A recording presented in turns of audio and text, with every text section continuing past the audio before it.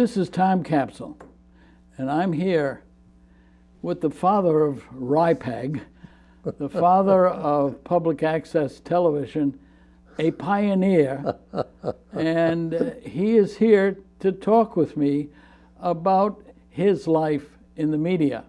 But before we do that, I'd like to introduce him. His name is Bob Poniatowski, and that's the smiling gentleman on my left. Robert. I think I'm a grandfather of media. Well, whatever it is that you are, your face is shown more on public television than the commercials that they have on other television stations. So let me stop. That's quite a compliment. Let me go back to 1943. Do you remember 1943? I do indeed. All right. What did you do in 1943? Well, my Uncle Red, Uncle Ernest was his name, for Christmas gave me a crystal set. I remember the crystal set. You do? Yeah, you had to try to find a radio station. You had a cat whisker. That's and exactly a it. galena crystal. Well, as a kid who lived in a tenement house, and there was one radio in the living room, and it was turned off at 8 o'clock, and everybody went to bed. The crystal set allowed me to listen in my bed in the dark at night, and I started developing a taste for radio. And then when I woke up in the morning with the headphones still on, I heard disc jockeys doing their spiel. And I said, you know, I'm going to be one of those someday. And I did. You became a disc jockey. Yep. And you got hooked on wireless. You got hooked on crystal. You got hooked on the radio. Yeah. And you sustained this interest for some time while you were in college, but you did not get your first radio job until 1957. Yeah. Tell me about 1957. Junior in college, and I was always a little shy of, walking into a radio station, but two of my college buddies were working in radio. One was at a West Warwick station, and the other one was at WPRO Providence. I see. Where was WPRO located at the time that you became? Oh, that time it was in the building on. All right. I can't remember. That's all right. They were out of the downtown and off to the side. Okay. Salty was there, and that was the days of Salty Brine. And so, tell me what you did for WPRO. Were you actually a disc jockey spinning pop tunes? I started that at WWRI. The fascinating thing with that job is that it was a one-man show. And so I walked in at 3:30 in the afternoon, had to check the transmitter, make sure all the numbers were right, and then I started playing 78 RPMs, 45s, electrical transcriptions, those big ones. 16 inches. Yeah, you're right. Here's to veterans, And then the kids were screaming and yelling to have songs dedicated to them, so I did that. And then I did the news, the long 15-minute news. And then I carried the race results from Narragansett Park. Yes. And then the third race, and I had to read all those, and the numbers paid, this, that, and the other thing. Now tell me about this. Did you gain an audience that would write you fan letters? Yeah, the kids mostly. Yeah. Please play this for my sister Susie and my girlfriend Debbie and so forth. So it was scribbled like Lincoln, scribbled on toilet paper, that's and exactly passed them over to me. But tell me something else. What name did you use at the time? Did you use your given name, Poniatowski? No, I used my middle name, Anthony. Oh, so you were Bob Anthony. Yeah, a lot of people in radio did that. Yeah, I know. A lot of they use their middle names instead of the last ones. So you were Bob Anthony, and no one knew you as Poniatowski. Not until I made the big time in Providence and became a news person.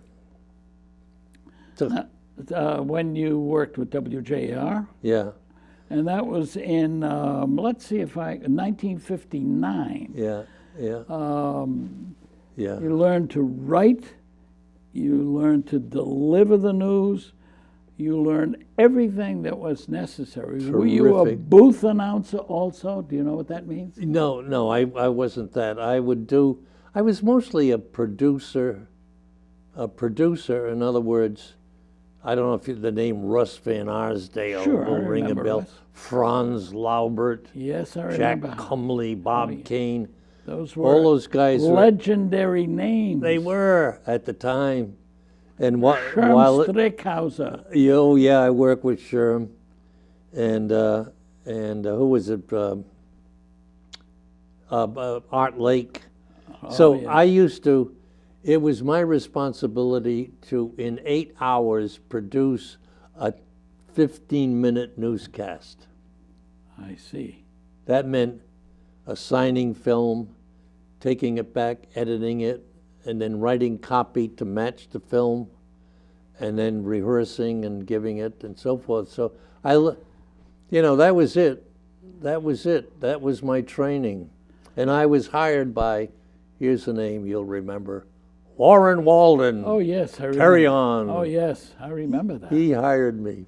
And you also worked for WPJB, Providence Journal Oh. Bulletin. That was another kick. You also did that WEAN. Yeah, and WPJB. Did you ever work for WDEM? No. All right, WDEM was originally Pawtucket? in Pawtucket, Yeah. and it was originally for the Democratic Party, DEM. And Lou Peary at the Rhode Island Auditorium mothered that station. Yeah. Yeah. But it was another one of those stations. And you got to interview some very interesting people. John Kennedy, John Chafee, President Eisenhower. You got to be involved either writing copy to get them interviewed, or you did the interview yourself. Well, Tell me. that was what was great about being in media. You were sort of an observer. And so in the 60s, I think 61 or 62, President Dwight Eisenhower played golf at the Newport Country Club, and he stayed at I think at the time it was the King House, but I think it's the Eisenhower House. And he had a press conference, so I get my little valise, and out I go to cover the press conference, And then when John Kennedy landed at, he was senator then, and he landed at Green Airport, and there I was with the Channel 10 photographer. Sort of, I could have touched him, but I didn't. But there he was, I got that close to him. And I tell you a shaggy dog story about Senator Pell. He walks in the newsroom. I'm going back to 1960. And he says, I'm just here. I'm Senator Claiborne Pell, And I said, who the hell is Claiborne Pell? So anyway, I'm nice and I smile and everything. So he said, and you? And I said, Bob Poniatowski. Ah, he said, a relative of the first king of Poland. Oh, yes, of course. He knew it. He knew it. He knew it. He And was you an know it also- international scholar. And Ancestry.com has taken you back. Yeah, I voted for him, to by the way. All right. He had good taste. So you had some off time, too. I mean, you worked at WLKW, which was a 50,000 watt station. What does 50,000 watt mean? It means that it meant this between you and me and the wall. Rhode Island was assigned a 50,000 watt station, but in order to make it work and not interfere with other stations, they put up 6 antennas. Okay. And they put it out in Burrillville, and they aimed it toward the ocean. Okay. So you could barely get it in Providence, and as you went by Providence, it went away, and it was 50,000 watts of effective radiated power, and it was going out to sea. Many of the great stations were assigned 50,000 Oh, yeah. watts. Yeah. New Orleans, Chicago, New York City, they all had 50,000 watt stations, and you could hear them.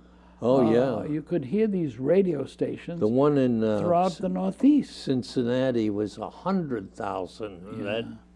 That swept the country, you know. But those are getting fewer and fewer. They cost a lot of money to heat up an antenna for 50,000 watts. You also did some time, not at the ACI, but you also did some I time should have. at WADK. Oh yeah, in Newport in the 1980s. That was a great thrill too, in WOTB. Yeah, the Newport scene. You know, stations then were smaller and sort of localized. So I don't know if you remember the name Saucy Sylvia. Oh, I remember Saucy. Yeah, well, she pianist and radio personality. Pianist and Yes. radio personality. Yes. And she was a member of that staff, and I used to cover her. She broadcast from the hotel in downtown Newport, and I would be on the board carrying it. And then she'd ask me to videotape some of her gigs. You know, she was great. She Great was personality. Wonderful person. Now, And Bob Angel, the director, you probably remember Bill Angel. I remember Bill. Yes. This is his son. His son, Bob. yes. Yeah. And now he's still on the radio. Yeah. He is at the WADK. ADK, yeah.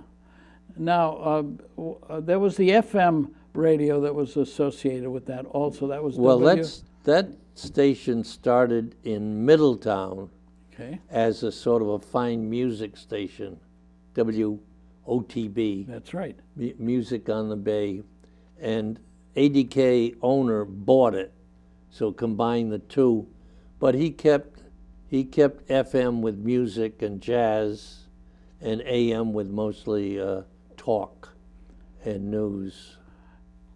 At that time, I also did a Saturday night big band jazz program. Yes, you told me. I did that Saturday nights for a long time until I was given the heave-ho because they were going to broadcast URI basketball. Oh. But I had fun doing that. Wasn't it fun? Oh, it was fun. And I would come just a few, maybe a minute or so before the program was to begin. Oh, yeah. And I was coming up the stairs when my theme song was playing. You were one of those. And I sat in the seat and I said, "Good evening, everybody else."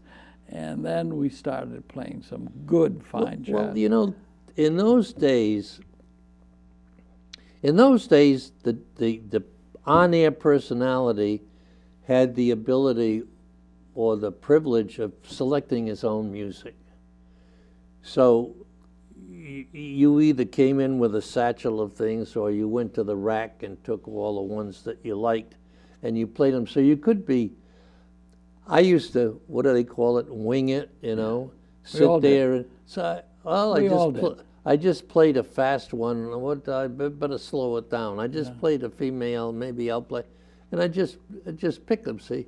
But that changed. But we also had to do the news that was fed in from someplace. You did that. Oh, yeah. You had to do the weather, which was fed in by someplace. Yeah. And you had to do everything else, including some of the commercials, and the copy was right in front of you. That's you right. You did that, right? That's right, yeah. When I was at WWRI, they must have sold 1,000 minutes of this commercial. It was called Vasol. Vasol. And it was something in a can, and you sprayed it, and it prevented hay fever and so forth. And every hour on an 8-hour shift, at 15 minutes after the hour, I had to say,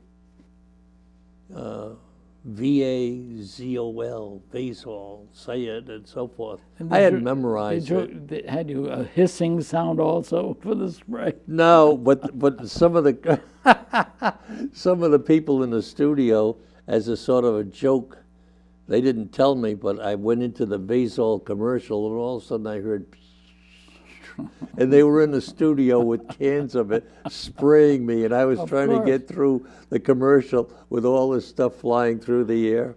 Now, your appreciation for jazz music has carried on through your own son, who is a jazz bass player, who's doing quite very well. Yeah. How could you get by with playing rock and roll for Newport Radio and other stations at that time? Played all that stuff. What I regret is that at some point in time, the radio stations went to what they call West Coast jazz and smooth jazz. Sure, I remember that. And all of a sudden, the big bands and the big names were gone, and I was playing a tune by Fatburger or some other group, you know, and it was terrible. But I did it because, you know, that's what you did. That's Right. what radio stations do. We got a new format. But that wasn't your day gig. When I said, what was your real day gig? Which was not media related. Let's put it that way. Well, I made it so, but it was education. I was a teacher, counselor, administrator, instructor. That was my main, something I enjoyed very, very much. So you did work as a school administrator, Westerly, Attleboro, Tiverton. You were a teacher counselor at East Providence High School. Yeah. You were an adjunct professor at Providence College, Salve Regina University, Roger Williams University, and you also instructed older people with the AARP driving program. That was a terrific experience. I really enjoyed that. I enjoyed all of them. When I got the job at Roger Williams, and my students called me professor. Wow. People had called me a lot of different names, but never professor. So I enjoyed teaching. And that was your day job. Yeah. Your profession. You did well with your profession, and you still muddled with media. Oh, yeah. Oh, God. Sometimes at the same time. Yeah. When I was at EAN, Tony, WEAN, Providence Journal, 4th floor of the Journal building, unlike where I had to play my records and pull them out, at EAN you sat in a studio and you waited. They were playing something called Melody Carousel on tapes. Mm-hmm. And then the buzzer would go off and it'd say, okay, station break coming up, Bob. And then the red light would go on and I'd say, WEAN, Providence. And the light would go off. And you know what I did? I corrected student papers. At the time. That's double dipping. All right. I introduced you rather expeditiously and full of verve and everything as the father of RHODE. How did you become involved with public access television, of which we are now doing? One of the funny things is that my full-time job is education, and I rise and I get a job in Westerly, 1969. I go down, meet the people there and so forth, and the students and the teachers are talking about the cable. And what is the cable? Well, they switch on a TV set, and they needed a cable to pick up all of Providence stations because they're too far away. But there were 1 or 2 channels they dedicated to public access. So I looked at that and I said, wow, a wire right into people's homes. Wow. So I started, carrying the student council meetings, the basketball games, and various projects like that. And that's how I got hooked on cable. But I had to wait till the mid-'80s before it came to Newport area. There were 10 franchises in Rhode Island, and we must have been last to get our franchise and go on the air in 87, I think it was, 1987. Now, who was the station coordinator at that time? Oh my God! Do you remember? Well, John Noddy was for a long time. But you mean here? Here, yeah. I moved from Westerly, Oh, no. The Westerly thing was owned by George Sisson and the Providence Journal. Okay. And then you came and did public access television here on the island. I remember his name now, Ron Petrie. Ron Petrie, First guy. That's a name. And we have now Brian Medeiros, who produces a lot of great public access programs. Yeah. And your face is seen on how many of them? Now, come on. You know why I'm the only one left? I'm the last man standing, Tony. All right. Well, what other faces have you shown on public access television in this area? Well, I work with Charlie Berluti in a program called Cross Paths, and so who didn't we cover? The editor of the Newport Daily News. There's a fellow named Reverend Evans. He was the chaplain on Ellis Island at the time of it, and he was A, minister, and B, a musician. He played harp, piano, guitar, mandolin, violin, and we had him on forever. And he'd have a different instrument every time he came on. You did Cross Paths. What else did you do as a feature program for RHODE here on the island? I had a lot of favorite shoots, and one of them was the Newport Playhouse. I've always been intrigued with theater, and so I went to a fellow named Matt Sarabo. He was the director of Newport Playhouse. I said, I would like to interview you and then follow a production all the way to opening night. So I interviewed him on how he selects his programs. Then I went to the auditions, and I watched would-be actors on the stage. And then I went to rehearsals to see how blocking is done. And then I went to opening night.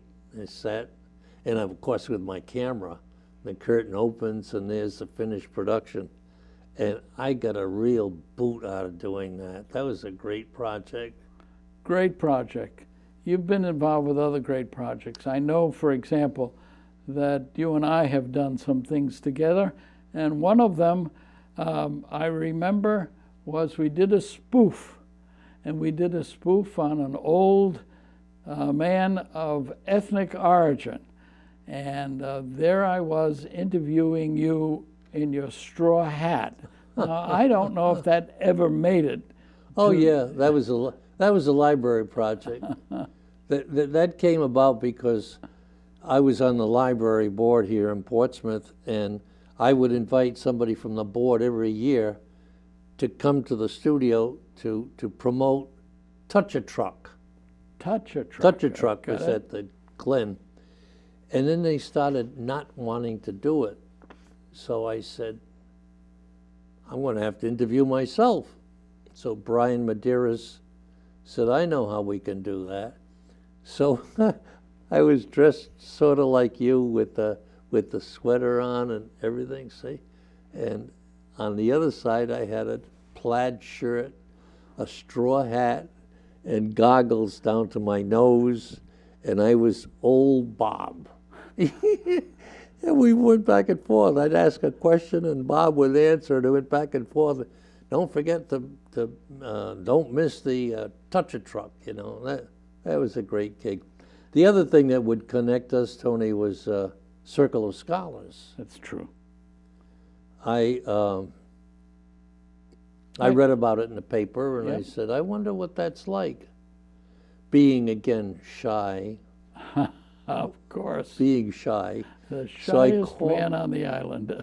I call Sister Esther Whalen, and who's in charge, and I said, I'd like to do a featurette on Circle of Scholars to see if I like it. Yep. So she permitted me to go to the curriculum meetings that you head up and are part of, and I videotaped that, and then I videotaped some board members, and then I went to about 8 classes, sat in the room and watched people do and see the interaction. Then I put it all together, made a program of it, and then decided to join. That's right. And that's been, 15 years or so since. Well, we've done the Circle of Scholars for many years now. And Yeah. I remember you asking me if I wouldn't be interested in doing that, having been a professor at Roger Williams University for And you're almost a quarter of a century. And I'm still doing it. Yeah. I'm still doing it. We did it with Zoom during the pandemic. Yeah. But, we could go on. We could come up with a part 2, a part 3, but I don't think we're going to do this. I see this more as a tribute to your time with the media, with television, and especially with public access television, which is great for all citizens. And you have done the best with it for many, many years. Yeah, I committed to it. I thought it was a great opportunity. But no, the but is every time we tried to advance getting other people involved, what happened was the romance of it and so forth was very appealing, but a lot of work.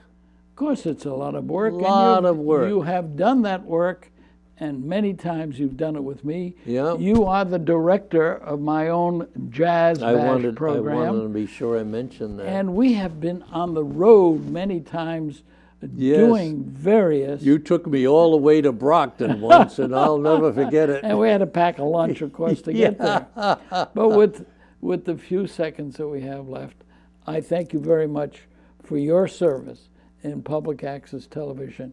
And now I'm going to say goodbye to all of you, and I hope you've enjoyed this program with my friend, Bob Poniatowski.